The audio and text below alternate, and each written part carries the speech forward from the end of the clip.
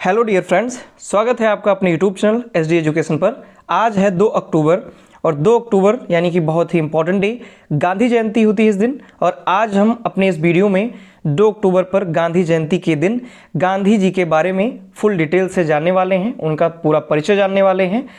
उसके साथ साथ उन्होंने जो कुछ भी आज़ादी में योगदान दिया उन सभी योगदान के बारे में जानेंगे। तो आज बहुत ही खास दिन है, 2 अक्टूबर है, गांधी जयंती है, इसीलिए आज हम व्यक्ति विशेष में गांधी जी के बारे में पूरी डिटेल से जानने वाले हैं। तो वीडियो में अगर आप पहली बार आए हैं तो प्लीज़ वीडियो को लाइक करें, अपने दोस्तों के साथ वीडियो को अधिक से अधिक शेयर करें ताकि जो जानकारी है उन लोगों तक भी पहुंचे, क्योंकि कई सारी ऐसी बातें आपको जानने को मिलेंगी इस वीडियो में जो कि आपके लिए नई होंगी, नई बातें होंगी।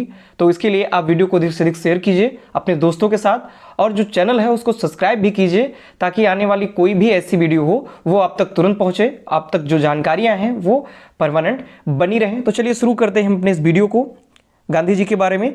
तो सबसे पहले महात्मा गांधी जी के बारे में हम अगर बात करें, तो अगर परिचय के बारे में बात करें तो जैसा कि सभी लोग जानते हैं कि महात्मा गांधी जी का जो जन्म है वो 2 अक्टूबर 1869 को हुआ था। इनका जो पूरा नाम था मोहनदास करमचंद गांधी, इनका पूरा नाम था। पिताजी का जो इनका नाम था वो था करमचंद गांधी, माताजी का नाम था इनका पुतली बाई। यानी कि इनका पूरा नाम मोहनदास करमचंद गांधी, पिताजी का नाम करमचंद गांधी और माताजी का नाम पुतली बाई था। अगर हम दादाजी की इनकी बात करें तो इनके दादाजी का नाम उत्तम चंद गांधी था, यानी इनके दादाजी थे। आगे हम अगर बात करें तो इनकी प्रारंभिक शिक्षा पोरबंदर में हुई थी, यानी कि जो इनकी प्रारंभिक शिक्षा, जो कि जैसा सभी लोग जानते हैं कि इनकी जो प्रारंभिक शिक्षा है वो पोरबंदर में हुई थी। अगर हम सगाई की बात करें तो इनकी सगाई 1876 में कस्तूरबा गांधी जी के साथ हुई थी, यानी कस्तूरबा गांधी जी के साथ इनकी जो सगाई है वो 1876 में हुई थी। और फिर विवाह इनका जो हुआ था वो 1883 में इनका विवाह हुआ था कस्तूरबा गांधी जी के साथ में। बात करें अगर हम यहाँ पर कस्तूरबा गांधी जी के बारे में तो व्यापारी थे गोकुलदास माकन, उनकी पुत्री थी कस्तूरबा गांधी जी, और इनका जो विवाह है वो हुआ था महात्मा गांधी जी के साथ। जो कस्तूरबा गांधी जी हैं इनका जो जन्म है वो अप्रैल 1869 को हुआ था, यानी कि अगर देखा जाए महात्मा गांधी जी का जन्म 2 अक्टूबर 1869 में हुआ था और कस्तूरबा गांधी जी का जन्म अप्रैल 1869 में हुआ था। और ये व्यापारी गोकुलदास माकन जी की पुत्री थी और गांधी जी से मतलब इनका विवाह हुआ था। इनके पिताजी की मृत्यु, यानी महात्मा गांधी जी के जो पिताजी थे करमचंद गांधी, उनकी जो मृत्यु है वो 1885 में हुई थी, यानी कि इनके विवाह से लगभग 2 वर्ष के बाद इनके पिताजी की मृत्यु हो गई थी 1885 में। आगे हम बढ़ें तो इन्होंने जो मैट्रिक पास किया था वो 1887 में इन्होंने मैट्रिक्स पास किया। किस कॉलेज से? तो कॉलेज का नाम था श्यामल दास महाविद्यालय, जो कि पोरबंदर में था, वहाँ से इन्होंने मैट्रिक पास किया हुआ था। फिर 1 वर्ष के बाद ये पढ़ाई छोड़ करके बैरिस्टर की जो पढ़ाई है वो पढ़ने के लिए ब्रिटेन चले गए।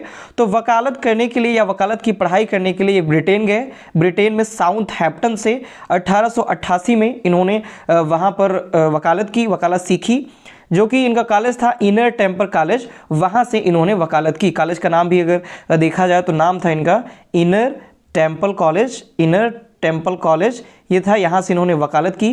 फिर 1800 वकालत पूरी करने के बाद 1891 में ये भारत वापस आ गए। और भारत जब वापस आए तो यहाँ पर राजकोट और मुंबई में इन्होंने वकालत शुरू कर दी। आगे अगर हम बात करें तो ये था इनका कुछ सामान्य परिचय, यानी कि इनके परिचय के बारे में हमने जाना, नाम, जन्म कब हुआ था, पिताजी का नाम, माताजी का नाम, जो इनके दादाजी थे उनका नाम, इनकी जो सगाई हुई थी, इनकी जो शादी हुई थी, इन सभी के बारे में हमने डिटेल में जाना। इनकी जो शिक्षा थी वो कहाँ पर हुई, कहाँ से इन्होंने शिक्षा प्राप्त की, इन सभी के बारे में हमने जाना। अब हम बात करते हैं दक्षिण अफ्रीका की यात्रा, यानी महात्मा गांधी जी जब दक्षिण अफ्रीका गए, दक्षिण अफ्रीका की यात्रा इन्होंने कैसे की, किस लिए ये दक्षिण अफ्रीका गए। तो बात करें गांधी जी अब्दुल्ला व्यापारी की तरफ से 1893 में अफ्रीका मुकदमा लड़ने गए, यानी कि एक व्यापारी थे जिनका नाम था अब्दुल्ला, तो उनकी तरफ से ये अफ्रीका गए हुए थे मुकदमा लड़ने के लिए। कंपनी थी एक जिसका नाम था दादा अब्दुल्ला एंड कंपनी, ये इनकी कंपनी का नाम था, दादा अब्दुल्ला कंपनी, और इसी कंपनी की तरफ से ये मुकदमा लड़ने के लिए गए हुए थे। तो 1893 में दक्षिण अफ्रीका के नटाल बंदरगाह पर पहुंचे, यानी कि जब ये वहाँ अफ्रीका गए तो वहाँ पर 1893 में ये दक्षिण अफ्रीका के नटाल बंदरगाह, जो कि डरबन में है, वहाँ पर ये पहुँचे, जहाँ स्वयं जो अब्दुल्ला थे ये स्वयं इनको लेने के लिए आए थे। केस क्या था? तो केस था 40,000 पाउंड के लेन देन का, जिसमें शेख अब्दुल्ला यानी कि जो अब्दुल्ला थे व्यापारी, जो कि इनको मतलब इनको लेकर के गए थे, तो जो शेख अब्दुल्ला और सैयद हाजी खान के बीच में ये केस था और 40,000 पाउंड के लेन देन का केस था।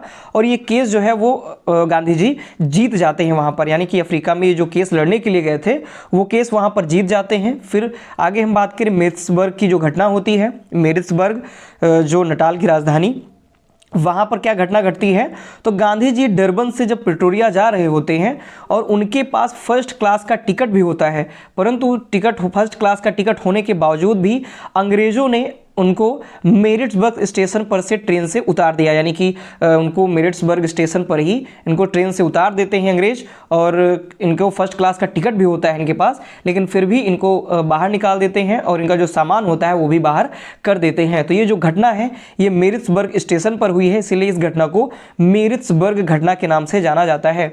आगे अगर हम बढ़ें, आगे कुछ हम घटनाओं के बारे में बात करें, तो महात्मा गांधी जी का नाम महात्मा और राष्ट्रपिता जो का दर्जा है वो किसने दिया, कब इनको महात्मा और राष्ट्रपिता का दर्जा मिला, तो इसके बारे में अगर हम बात करें तो जो नोबेल पुरस्कार विजेता थे कवि रविंद्रनाथ टैगोर जी, इन्होंने महात्मा गांधी जी को उपाधि यानी कि महात्मा की उपाधि इन्होंने प्रदान की थी।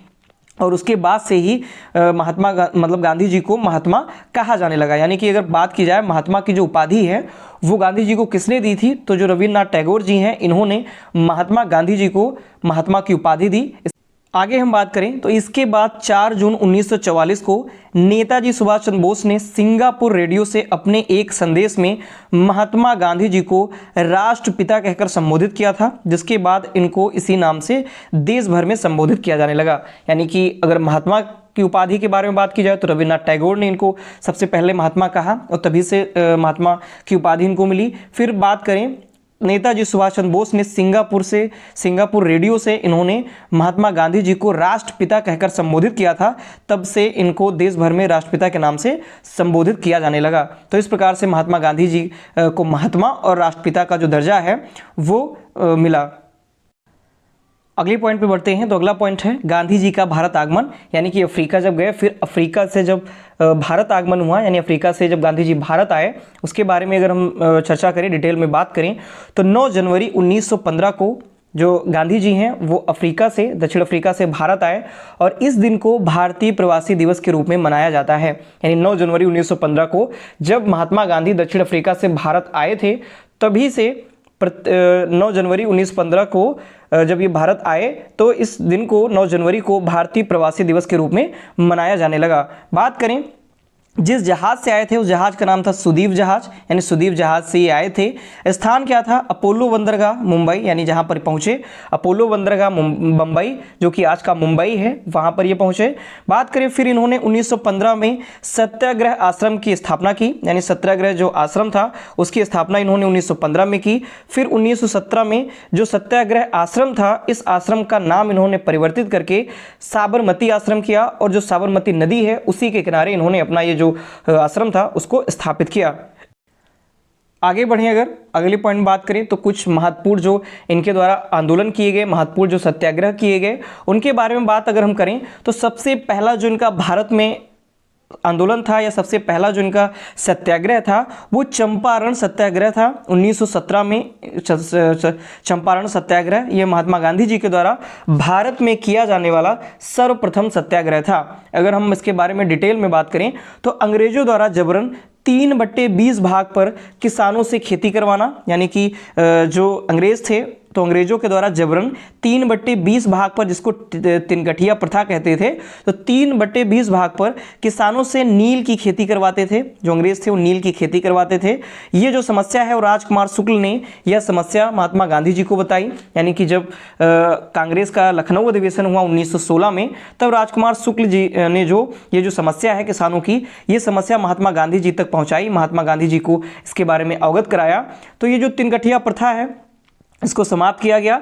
मतलब जब गांधी जी पहुंचे चंपारण सत्याग्रह में 1917 को जो ये हुआ तो उसमें इस तिनगठिया प्रथा को समाप्त किया गया तथा अवैध रूप से लिया गया जो कर था उसका 25% वापस किया गया, यानी कि जो 25% था वो वापस किया गया। और ये तिनगठिया जो प्रथा थी 3/20 भाग पर नील की खेती करवाना, इसको समाप्त कर दिया गया। और ये जो आंदोलन है ये सफल रहा। तो आंदोलन के सफल होने पर टैगोर जी ने गांधी जी को महात्मा की उपाधि दी थी, यानी कि यहीं पर ही महात्मा गांधी जी को महात्मा की उपाधि दी थी, क्योंकि ये जो आंदोलन था चंपारण सत्याग्रह आंदोलन, ये सफल हुआ और टैगोर जी ने ये जो उपाधि है महात्मा गांधी जी को महात्मा की उपाधि प्रदान की थी। बढ़ेंगे अपने अगले पॉइंट की तरफ। तो अगला जो आंदोलन है वह है अहमदाबाद मजदूर मिल आंदोलन, जो कि 1918 में हुआ था।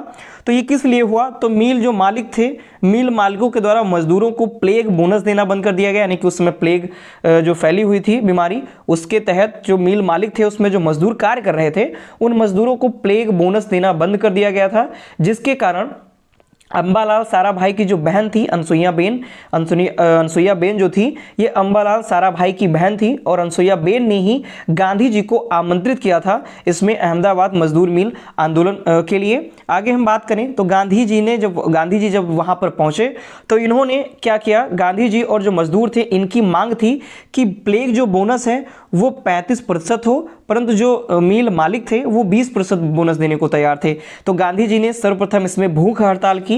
ऐसा क्वेश्चन भी पूछा जाता है, अगर आप किसी भी परीक्षा की तैयारी कर रहे हैं, अगर उसके दृष्टिगत अगर आप ये वीडियो देख रहे हैं, तो गांधी जी ने सर्वप्रथम भूख हड़ताल जो की थी वो अहमदाबाद मजदूर मिल आंदोलन में की थी और मिल जो मालिक थे वो 35% बोनस देने को तैयार हो गए थे। तो इस प्रकार अहमदाबाद मजदूर मिल जो आंदोलन था ये भी सफल आंदोलन रहा था। आगे हम बढ़ें नेक्स्ट पॉइंट की तरफ। अगला है खेड़ा सत्याग्रह 1918, यानी कि खेड़ा का जो सत्याग्रह है 1918 में हुआ।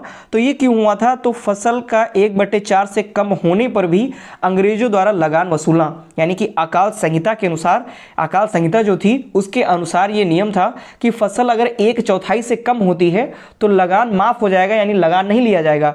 लेकिन फसल 1/4 से कम होने पर भी अंग्रेजों के द्वारा लगान वसूली जा रही थी, जिस कारण ये खेड़ा सत्याग्रह हुआ। मोहनलाल और शंकर लाल के कहने पर जो गांधी जी थे ये खेड़ा गए और इसमें फैसला यह हुआ कि जो फैसला हुआ उसमें जो किसान लगान देने के योग्य हैं केवल वही लगान देंगे, बाकी जो किसान देने योग्य जो किसान हैं वो अगर कर देने के आर्थिक स्थिति में नहीं है तो वो कर नहीं देंगे, जो किसान लगान देने के योग्य हैं केवल वही लगान देंगे। तो एक प्रकार से ये भी जो सत्याग्रह था वो सफल सत्याग्रह रहा। आगे बढ़ें, फिर आता है असहयोग आंदोलन 1920 और 22। गांधी जी ने असहयोग आंदोलन शुरू किया, 1920 में इसकी शुरुआत हुई। आगे हम इसके बारे में बात करें तो आंदोलन की जो घोषणा है वो 20 जुलाई 1920 को हुई। शुरुआत जो इसकी हुई वो 1 अगस्त 1920 से, यानी कि घोषणा हुई थी 20 जुलाई 1920 से, लेकिन जो आंदोलन असहयोग आंदोलन है इसकी शुरुआत जो हुई वो 1 अगस्त 1920 से इसकी शुरुआत हो गई। अगर हम बात करें तो गांधी जी ने इस आंदोलन के समय, मतलब जब असहयोग आंदोलन हुआ इस समय गांधी जी ने केसर-ए-हिंद, जुलू पदक, बोअर पदक, इन जो ये उपाधियां थी गांधी जी को मिली हुई थी, इन उपाधियों का बहिष्कार किया। फिर 5 फरवरी 1922 की जो घटना घटी, यानी गोरखपुर जिले के चौरी चौरा स्थान पर आंदोलनकारियों ने पुलिस चौकी को आग लगा दी, जिससे लगभग 22 पुलिसकर्मी इसमें मारे गए। यानी कि ये जो घटना हुई इसके बाद जो गांधी जी थे, तो इस घटना के बाद 12 फरवरी 1922 को जो आंदोलन है वो स्थगित कर दिया गया। यानी कि ये जो घटना है, जो चौरी चौरा वाली घटना हुई गोरखपुर जिले के चौरी चौरा स्थान पर, उसमें क्या किया, जो आंदोलनकारी थे, असहयोग आंदोलन के जो आंदोलनकारी थे, इन्होंने एक पुलिस चौकी को आग लगा दी और उसमें लगभग 22 पुलिसकर्मी जो थे वो मारे गए। तो इस घटना के बाद 12 फरवरी 1922 को आंदोलन स्थगित कर दिया गया और 10 मार्च 1922 को गांधी जी को गिरफ्तार कर लिया गया। लेकिन इनका स्वास्थ्य खराब होने के कारण 5 फरवरी 1924 को ही इनका स्वास्थ्य खराब होने के कारण गांधी जी को रिहा कर दिया गया। अगर हम बात करें असहयोग आंदोलन के कारण, यानी कि जो असहयोग आंदोलन था क्यों हुआ, उसके क्या कारण थे, क्या पृष्ठभूमि बनी, तो रॉलेट एक्ट जो आया था तथा जलियांवाला बाग हत्याकांड जो था उसमें इंसाफ ना मिलना, ये असहयोग आंदोलन का कारण था। और खिलाफत आंदोलन में भी न्याय ना मिलना तथा होम रूल आंदोलन जो था उसकी असफलता, इस कारण से, ये जो कारण थे, इस कारण से असहयोग आंदोलन जो है वो शुरू किया गया। आगे हम बात करें 1929 का लाहौर अधिवेशन, यानी 1929 में जब लाहौर अधिवेशन हुआ उसके बारे में अगर हम डिटेल में बात करें तो इस लाहौर अधिवेशन के जो अध्यक्ष थे, यानी अध्यक्षता किसने की, जवाहरलाल नेहरू ने इसकी अध्यक्षता की। जो इसमें प्रस्ताव क्या पारित हुआ इस अधिवेशन में, तो पूर्ण स्वराज की मांग रखी गई, यानी कि पूर्ण स्वराज की मांग इसमें रखी गई लाहौर अधिवेशन में। फिर 26 जनवरी 1930 को पहली बार स्वतंत्रता दिवस मनाया गया, यानी कि जो लाहौर अधिवेशन हुआ उसके बाद 26 जनवरी 1930 को पहली बार स्वतंत्रता दिवस मनाया गया। गांधी जी को सविनय अवज्ञा आंदोलन चलाने की अनुमति मिली, यानी कि गांधी जी जो सविनय अवज्ञा आंदोलन चलाना चाहते थे उसके लिए इसमें अनुमति भी मिल गई। और गांधी जी ने जो 11 सूत्री मांगे रखी थी उन 11 सूत्रीय मांगों को इरविन के द्वारा अस्वीकार कर दिया गया, जिस कारण से सविनय अवज्ञा जो आंदोलन है उसकी शुरुआत हुई। आगे अगर हम बात करें सविनय अवज्ञा आंदोलन के बारे में जो कि 1930 में हुआ, तो ये 2 चरणों में डिवाइडेड था, यानी कि 2 चरण इसके रखे गए। प्रथम चरण में बात की गई कि जो नमक कानून है उसको तोड़ा जाएगा, यानी कि जो नमक कानून है उसको तोड़ा जाएगा। और द्वितीय चरण में बात हुई कि जो कर है यानी लगान है वो नहीं दी जाएगी। तो इस प्रकार ये जो सविनय अवज्ञा आंदोलन है इसके 2 चरण थे। प्रथम चरण नमक कानून को तोड़ना और द्वितीय चरण कर या लगान को नहीं देना। प्रथम चरण जो था नमक कानून को तोड़ना, उसमें साबरमती से दांडी तक की जो यात्रा थी वो थी जिसको दांडी मार्च के नाम से जाना गया। अब आगे हम अगर डिटेल में दांडी मार्च के बारे में अगर हम बात करें तो दांडी मार्च जो कि 1930 में ही हुआ, इसके बारे में अगर हम बात करें तो इसका उद्देश्य क्या था दांडी मार्च का, तो नमक कानून तोड़ना इसका उद्देश्य था। सविनय अवज्ञा आंदोलन के अंतर्गत ये हुआ था दांडी मार्च, और इसका जो उद्देश्य था वो नमक कानून को तोड़ना था। साबरमती से दांडी तक, यानी जो साबरमती है अहमदाबाद गुजरात में साबरमती पड़ता है, और वहाँ से लेकर के दांडी तक, दांडी भी गुजरात में ही है, नवासारी गुजरात जिले में, गुजरात में नवासारी जिला है वहाँ पर दांडी है। तो साबरमती से लेकर के दांडी तक की यात्रा थी। दूरी कितनी थी, तो 385 किलोमीटर की ये दूरी थी। समय जो था वो लगा 24 दिन। और इसमें जो सदस्य थे, यानी कि जो इसमें दांडी मार्च में जितने लोगों ने भाग लिया था तो 78 सदस्यों की संख्या थी। सबसे उम्र दराज व्यक्ति की बात की जाए तो गांधी जी थे जो कि 61 वर्ष की उम्र थी उस समय जब इन्होंने दांडी मार्च किया था। और सबसे युवा व्यक्ति इसमें जो थे वो थे लीलाधर जो कि 16 वर्ष के थे। और इस दांडी मार्च के समय इसमें यात्रा के दौरान जो भजन गाया जा रहा था वो था रघुपति राघव राजाराम। ये भी काफ़ी ज़्यादा इंपॉर्टेंट है अगर आप किसी भी परीक्षा की तैयारी कर रहे हैं। बढ़ेंगे अपने अगले पॉइंट की तरफ। तो गांधी और इरविन समझौता जो कि 1931 में हुआ, अगर हम इसके बारे में बात करें गांधी इरविन समझौते के बारे में, तो सबसे पहले 5 मार्च 1931 को ये गांधी इरविन समझौता हुआ, यानी गांधी जी के द्वारा और इरविन के बीच में एक समझौता हुआ जो कि 5 मार्च 1931 को हुआ दिल्ली में। इसलिए दिल्ली समझौते के नाम से इसको जानते हैं। इस किसके सहयोग से हुआ, तो तेज बहादुर सप्रू और MR जयकर जो थे इनके सहयोग से ये गांधी जी के बीच में और इरविन के बीच में यह समझौता हुआ, जिसे गांधी इरविन समझौते के नाम से हम जानते हैं। आगे हम बात करें फिर भारत छोड़ो आंदोलन के बारे में जो कि 1942 में हुआ। तो भारत छोड़ो आंदोलन के बारे में हम बात करें तो पूर्ण स्वराज की मांग को अस्वीकार किया गया, यानी कि भारत छोड़ो आंदोलन के क्या कुछ कारण थे जिसके कारण भारत छोड़ो आंदोलन शुरू हुआ। तो उसमें सबसे पहला कारण था पूर्ण स्वराज की जो मांग थी उसको अस्वीकार किया गया। द्वितीय जो विश्व युद्ध था उस टाइम पे उसमें भारत को जबरदस्ती शामिल किया जा रहा था, इसके कारण भी भारत छोड़ो आंदोलन हुआ। और जो अटलांटिक चार्टर एक्ट आया था तो इस अटलांटिक चार्टर एक्ट को ब्रिटेन द्वारा न मानना भी भारत छोड़ो आंदोलन का एक कारण था। इसमें महात्मा गांधी जी ने नारा दिया करो या मरो का, और महात्मा गांधी जी और कस्तूरबा गांधी, महादेव देसाई, सरोजनी नायडू, मीराबेन को आगा खां पैलेस पुणे में नज़रबंद भी कर दिया गया। यानी कि इसके अंतर्गत जो भारत छोड़ो आंदोलन हुआ इसके अंतर्गत 1942 में ये हुआ, जो कि अगर शुरुआत की जाए तो बात करें 9 अगस्त 1942 को इस आंदोलन के दमन के लिए अंग्रेजों के द्वारा एक ऑपरेशन 0 आवर शुरू किया गया। और इस ऑपरेशन 0 आवर का जो मतलब था उसमें क्या किया गया कि सूर्योदय से पहले जो सभी प्रमुख नेता थे, प्रमुख नेता में जवाहरलाल नेहरू हो गए, महात्मा गांधी जी तो थे ही, अबुल कलाम आज़ाद, कस्तूरबा गांधी, महादेव देसाई, सरोजनी नायडू और जवाहरलाल नेहरू और राजेंद्र प्रसाद, जयप्रकाश नारायण, ये जितने महत्वपूर्ण नेता थे इन सभी को गिरफ्तार करने की बात इसमें थी। कांग्रेस को अवैध संस्था घोषित किया गया इस ऑपरेशन 0 आवर में, तथा संपत्ति जो थी वो जब्त की गई। जुलूस, मार्च और जो जनसभाएं थी उस पर प्रतिबंध लगाया गया, तथा जो उस समय की जो पत्र पत्रिकाएं प्रकाशित होती थी जो कि देशभक्ति से ओतप्रोत होती थी पत्र पत्रिकाएं, उन पत्र पत्रिकाओं पर भी प्रतिबंध लगाया गया। तो इसी ऑपरेशन 0 आवर के अंतर्गत महात्मा गांधी जी को, कस्तूरबा गांधी जी को, महादेव देसाई, सरोजनी नायडू, मीराबेन, इन सभी लोगों को आगा पकड़ करके आगा खां पैलेस जो कि पुणे में है उसमें नज़रबंद कर दिया गया। आगे हम बात करें फिर 10 फरवरी 1943 को गांधी जी ने जेल में ही 21 दिनों का उपवास रखा और फिर 6 मार्च 1944 को गांधी जी को रिहा कर दिया गया। तो ये थे कुछ इंपॉर्टेंट पॉइंट। अब हम लास्ट की ओर बढ़ते हैं। अब हम लास्ट में बढ़ते हैं और गांधी जी के निधन के बारे में बात करते हैं। तो गांधी जी का जो निधन था वो 1948 में हुआ। अगर हम डिटेल में बात करें तो निधन है गांधी जी का 30 जनवरी 1948 को हुआ। स्थान के बारे में बात की जाए तो नई दिल्ली स्थित बिरला भवन में इनका निधन हुआ, जो कि नाथूराम गोडसे के द्वारा गोली मार करके इनकी हत्या कर दी गई थी नई दिल्ली स्थित बिरला भवन में, और 30 जनवरी 1948 को इनका निधन हो गया था। तो ये थी आज की हमारी बहुत ही इम्पॉर्टेंट क्लास, जो कि 2 अक्टूबर है आज और गांधी जी की जयंती होती है। तो गांधी जी की जयंती पर ये बहुत ही स्पेशल क्लास थी। पूरी डिटेल में बताया गया गांधी जी के बारे में, जो कुछ भी इंपॉर्टेंट पॉइंट थे उन सभी को इस वीडियो में कवर किया गया है। अगर आप किसी भी परीक्षा की तैयारी कर रहे हैं तब तो ये जो वीडियो है, जो क्लास है, वो तो आपके लिए इंपॉर्टेंट है ही, लेकिन अगर आप जानकारी के लिए भी अगर आप ये क्लास देख रहे हैं तो आपको कुछ ढेर सारी इसमें नई जानकारियाँ मिली होंगी। महात्मा गांधी जी के बारे में आपको अन्य जानकारियाँ इसमें मिली होंगी। तो ये बहुत ही इंपॉर्टेंट क्लास थी। अगर आप ये शुरू से के लास्ट तक जरूर देखते हैं, ये वीडियो देखते हैं, तो आपको बहुत सारा बेनिफिट मिलने वाला है। तो अगर आपको ये वीडियो पसंद आती है, जो डिटेल है अगर आपको वो पसंद आती है, तो प्लीज़ वीडियो को लाइक करें, अपने दोस्तों के साथ वीडियो को अधिक से अधिक शेयर करें और हमारे चैनल को सब्सक्राइब भी करें। धन्यवाद।